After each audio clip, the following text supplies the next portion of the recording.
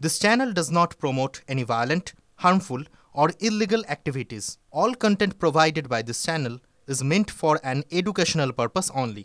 Top quality और consistent performance के लिए सिर्फ सिल्वर पंप नाम याद रखना। এসএসসি ভবনের সামনে অনশন প্রত্যাহার করলেন চাকরিহারা তিনজন শিক্ষক। স্বাস্থ্যের কথা ভেবে 4 দিনের মাথায় অনশন প্রত্যাহার 3 শিক্ষকের। আপাতত অনশন তুলে নিলেও দাবি পূরণ না হলে ফের অনশন আন্দোলন চালিয়ে যাওয়ার হুঁশিয়ারি দিলেন চাকরিহারারা। এসএসসি ভবনের সামনে অনশন প্রত্যাহার চাকরিহারা 3 শিক্ষকের। আজ দুপুর 12টায় তাদের প্রেস কনফারেন্স করার কথা ছিল এবং প্রেস কনফারেন্সে তারা অনশন প্রত্যাহার করলেন। অনশন প্রত্যাহার চাকরিহারা 3 শিক্ষকের। স্বাস্থ্যের কথা ভেবেই 4 দিনের মাথায় অনশন প্রত্যাহার 3 শিক্ষকের। আপাতত তারা অনশন তুলে নিচ্ছেন ঠিকই, কিন্তু দাবি পূরণ না হওয়া পর্যন্ত ফের অনশন আন্দোলন চালিয়ে যাওয়ার হুঁশিয়ারি দিলেন চাকরিহারারা। এসএসসি ভবনের সামনে অনশন প্রত্যাহার চাকরিহারা 3 শিক্ষকের। স্বাস্থ্যের কথা ভেবেই 4 দিনের মাথায় অনশন প্রত্যাহার 3 শিক্ষকের।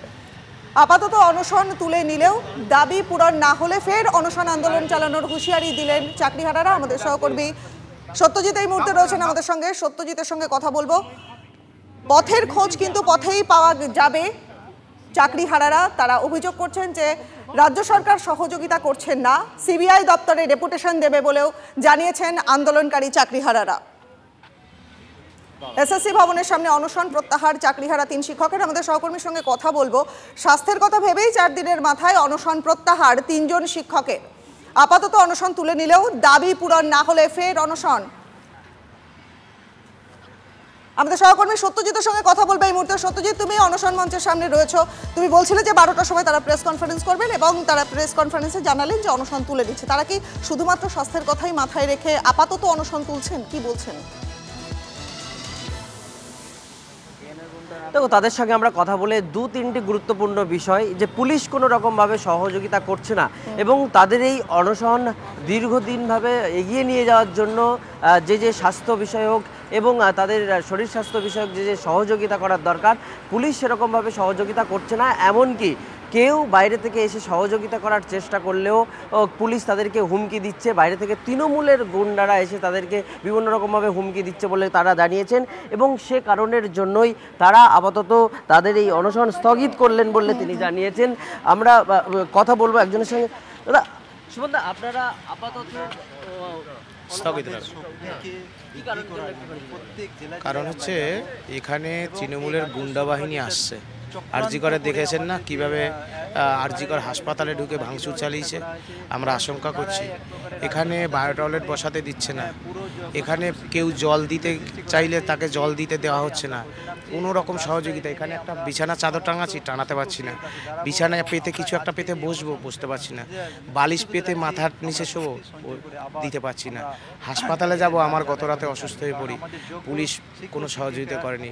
সাথীরা আমাকে এক প্রকার মানে কি বলবো, মানে একটা গাড়ি ব্যবস্থা করে আমাকে কোনো রকমে নিয়ে যায় আমার চিকিৎসার জন্য। পুলিশ সেখানে আমাকে চিকিৎসকরা জানায় আপনার ডান কিডনিতে সমস্যা আছে, অনশন আপাতত স্থগিত রাখুন। যাই হোক, আপনি বলছিলেন যে আবারও শক্তি সঞ্চয় করে আপনারা পুনরায় অনশনে নামবেন দাবি দাবা পূরণ না হলে।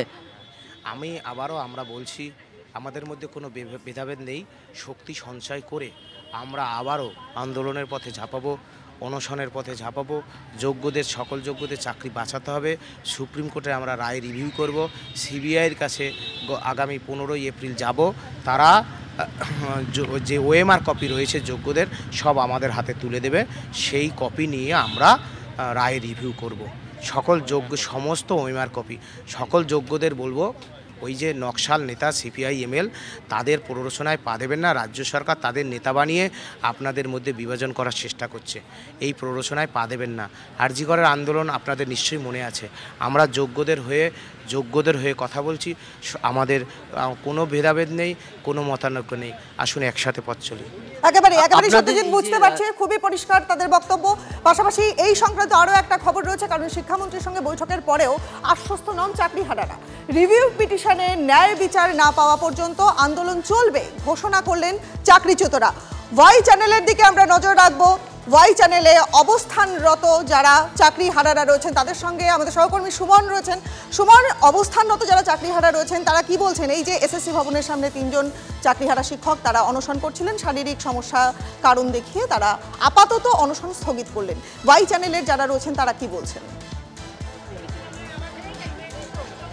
দেখো, অস্বস্তির জায়গা বহাল থাকছে, স্বস্তির কোনো জায়গা নেই যতদিন না পর্যন্ত চাকরি ফিরে আসছে, এবং ততদিন রাজপথে থাকার হুঁশিয়ারি তারা দিচ্ছেন। আমি ছবিটা দেখাতে বলবো, ওয়াই চ্যানেলের ছবি এটা, তোমার মনে থাকবে সুপ্রিম কোর্টে যখন শুনানি চলছিল তখন এই ওয়াই চ্যানেলে লাগাতার দিনরাত অবস্থান চালিয়ে গিয়েছিলেন এই শিক্ষকরা। এখন সুপ্রিম কোর্টের নির্দেশের পর তারা চাকরিহারা যোগ্য শিক্ষক। একাংশ এসএসসি ভবন অর্থাৎ আচার্য সদনের সামনে অনশন চালাচ্ছিলেন, তারা সেই অনশন বন্ধ করেছেন, তবে এরা কিন্তু আপাতত অবস্থান থেকে নড়তে অনড়। আমি কথা বলার চেষ্টা করব, তাদের অন্যতম মুখ আন্দোলনের আমার সঙ্গে রয়েছেন। একাংশ সেখানে অনশন করছিল, তারা বলছে যে আমরা অনশন তুলে নিচ্ছি। আপনারা কি অবস্থান চালিয়ে যাবেন? হ্যাঁ, অবস্থান চলবে আমাদের, আর আমাদের পরবর্তী অনেকগুলো কর্মসূচি আমরা গ্রহণ করছি। আজকে বিকেল 5টায় আমরা একটা প্রেস কনফারেন্সের ডাক দিয়েছি, সেখানে আমরা বলে দেব আমাদের পরবর্তী পদক্ষেপগুলো কি কি আছে। আর যারা অনশন করছিলেন আমরা শুনতে পেয়েছি তাদের শরীর খারাপ হয়েছে, তো এটা কখনোই কাম্য নয় যে এরকমভাবে অনশন মানে একটা আন্দোলন চলবে আর সেখানে যারা দুর্নীতির জন্য দায়ী তারা তাদের কোনো ব্যবস্থা করবে না বা তাদের দিকে খেয়াল রাখবে না। তাদের মানে এটা সরকারিভাবে হোক বা প্রশাসনের হোক বা এসএসসির হোক, সেই অবস্থাটা অবশ্যই দেখা উচিত। তাদের যা যা প্রয়োজনীয় বা যা দরকার সেগুলোকে মানে নজর রাখা উচিত। তারা বলছেন, আপনাদেরকে উদ্দেশ্য করে বলছেন, আপনারা কোনো নকশাল নেতার প্ররোচনায় যেন পা না দেন, একসঙ্গে আসুন আন্দোলন করি।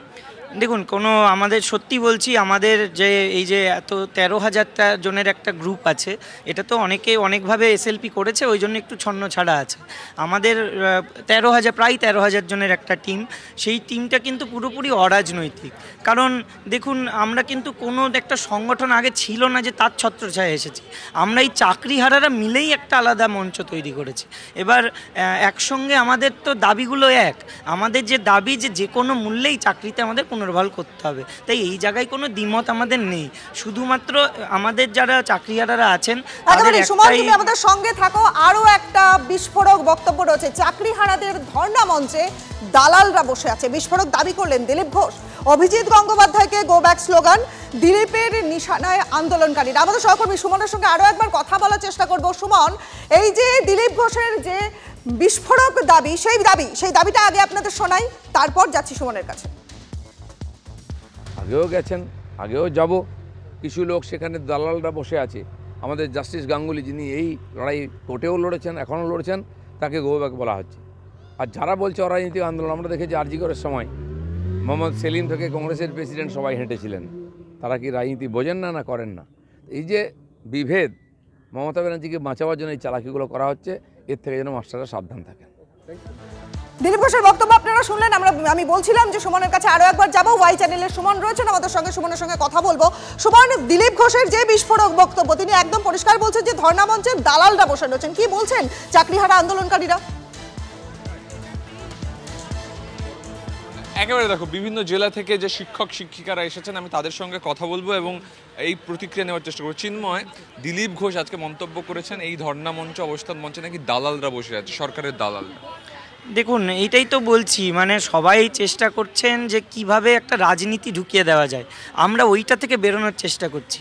ওই জন্য চাকরিহারাদের একটা জিনিস বলবো, এটা মানে প্রথমেই তাদেরকে বলেওছি, এখনও বলবো যে এটা শুধু দিলীপ ঘোষ বা মানে কোনো কুণাল ঘোষ বা ধরুন মোহাম্মদ সেলিম হোক, মানে আমি বলতে চাইছি কোনো পার্টিগত দিক থেকে নয়। আপনারা একসঙ্গে থাকুন, ঐক্যবদ্ধ থাকুন একটা দাবিতে, যে আমাদেরকে যে কোনো মূল্যেই চাকরিতে ফিরে আসতে হবে। চেষ্টা সবাই করে যাচ্ছে, এই ভোট যেহেতু সামনে আসছে, রাজনৈতিকভাবে বিচ্ছিন্ন একটা করে দেওয়া বা এদেরকে আলাদা করে দেওয়া, সেই জায়গায় আমরা পা দেব না। আমরা একসঙ্গে আছি, আমাদের দাবি এক।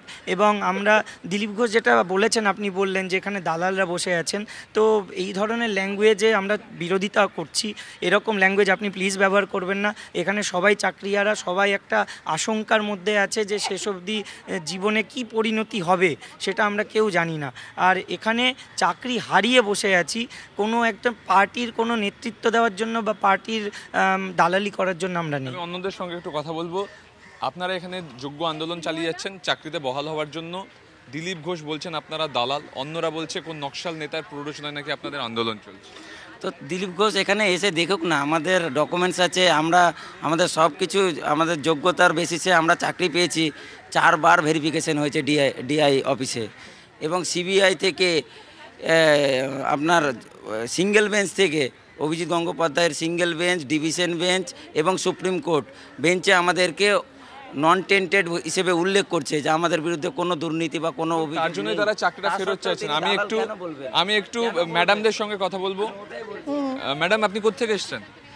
আমি সোদপুর থেকে এসেছি, স্কুল রাজাপুর বসিরহাটে। আপনারা তো যোগ্য চাকরির জন্য আন্দোলন করছেন, সেখানে আপনাদের কেউ দালাল বলছে, কেউ বলছে আপনারা রাজনীতির প্ররোচনায় দিয়ে চলছেন, আপনাদের উদ্দেশ্য কি?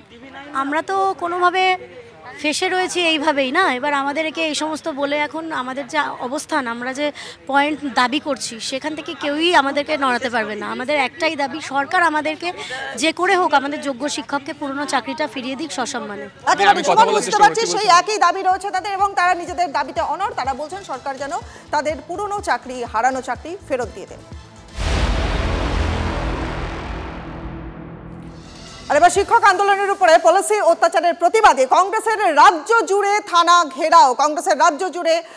ঘেরাও শিক্ষক আন্দোলনের উপরে পলিসি অত্যাচার, সেই অত্যাচারের প্রতিবাদে কংগ্রেসের রাজ্য জুড়ে থানা ঘেরাও। সকালে আমা স্ট্রিট, সেখানে থানার সামনে রাজ্য ঘেরাও কংগ্রেসের রাজ্য জুড়ে থানা ঘেরাও কর্মসূচি আজ।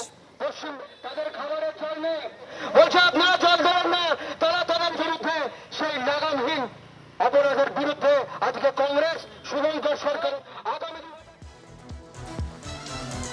পাশাপাশি 26,000 চাকরি বাতিল নিয়ে মুখ খুললেন অভিষেক বন্দ্যোপাধ্যায়। সুপ্রিম কোর্টকে সম্মান করি, কিন্তু কোনো রায় পছন্দ না হলে দ্বারস্থ হওয়ার অধিকার দিয়েছে আদালত। এই রায় বিজেপির বিমাতৃসুলভ আচরণের প্রতিফলন মন্তব্য করলেন অভিষেক বন্দ্যোপাধ্যায়। অযোগ্য কেউ চাকরি পেয়ে থাকলে তারা শ্রীঘরে যাক, কিন্তু কয়েকজনের জন্য সবাইকে শাস্তি দিতে পারেন না, বললেন তৃণমূলের সেকেন্ড ইন কমান্ড। সুপ্রিম কোর্টের রায়, এই রায়ে আমরা সুপ্রিম কোর্টকে সম্মান করি, সুপ্রিম কোর্টকে মর্যাদা জানাই, আমরা সুপ্রিম কোর্টকে বিশ্বাস করি যে বিচার ব্যবস্থা এখনো মাথা নত করেনি এবং বিচার ব্যবস্থা নিরপেক্ষ। কিন্তু কোনো রায় যদি আমার পছন্দ না হয়, সেই জাজমেন্টকে ক্রিটিসাইজ করার রাইট কিন্তু ভারতবর্ষের সংবিধান প্রত্যেকটা ভারতবর্ষের নাগরিককে দিয়েছে। এই রায়ের মাধ্যমে কোথাও যেন আমার মনে হচ্ছে ভারতীয় জনতা পার্টির যে বৈমাতৃসুলভ আচরণ এবং বাংলার মানুষের প্রতি ধারাবাহিক বৈমাতৃসুলভ আচরণ এবং মানসিকতা, তার প্রতিফলন আমরা দেখতে পেয়েছি। অযোগ্য কেউ চাকরি পেয়ে থাকে, তার বিরুদ্ধে ব্যবস্থা হোক, তার বিরুদ্ধে তদন্ত হোক, তাকে শ্রীঘরে পাঠান, তার চাকরি যাক, তাকে টাকা ফেরত দেওয়া করান। কিন্তু কিছু অযোগ্য লোকের জন্য আপনি প্রায় 16-17 হাজার যোগ্যদের চাকরি কেড়ে নিতে পারেন না। আমি এখানে বিজেপির ধারাবাহিকতা দেখছি যে একজন ভুল করেছে, পুরোটা বাতিল করে দাও। এই মুহূর্তে আমরা যোগাযোগ করেছি বিজেপি নেতা দিলীপ ঘোষের সঙ্গে। দিলীপবাবু, দেখুন, অভিষেক বন্দ্যোপাধ্যায় মন্তব্য করছেন যে বিজেপির বিমাতৃসুলভ আচরণ এবং সেই আচরণেরই প্রতিফলন হলো এই যে 26,000-এর প্যানেল বাতিল হলো। কি বলবেন? বিজেপি এখানে কোথায় এলো? অযোগ্যদের থেকে টাকা খাবে টিএমসি, তাদের চাকরি দেবে টিএমসি। কোর্ট জাজমেন্ট দিয়েছে তার পক্ষে। কোর্ট যখন আর্জি করে দোষীদেরকে বাঁচিয়ে দিল, তখন কোর্ট ঠিক ছিল। এখন কোর্টের বিরুদ্ধে উনি স্লোগান দিচ্ছেন, করছেন, জিহাদ করছেন, সে তো ওই উগ্রপন্থীদের মতো হয়ে গেল। আফজল হাম শর্মিন্দা হয়, তোমার এক কাতিল জিন্দা হয়। সুপ্রিম কোর্ট তাকে মৃত্যু সাজা দিল সুপ্রিম কোর্টের বিরুদ্ধে। এনারাও সুপ্রিম কোর্টের বিরুদ্ধে। খাবেন, লুট করবেন, দুর্নীতি করবেন ওনারা, তার দায় নেবে বিজেপি আর কোর্ট। আপনার সরকারই করেছে। 8,000 লোকের কাছ থেকে 800 কোটি টাকা লুট করেছে আপনার নেতারা, এমএলএ, এমপি, মন্ত্রীরা। কালীঘাটেও সে টাকা পৌঁছেছে, আমরা জানি। কেন আপনার সরকারকে বলুন অরিজিনাল 17,000 18,000 লিস্ট গিয়ে কোর্টে দিক, তাদের চাকরি বাঁচবে।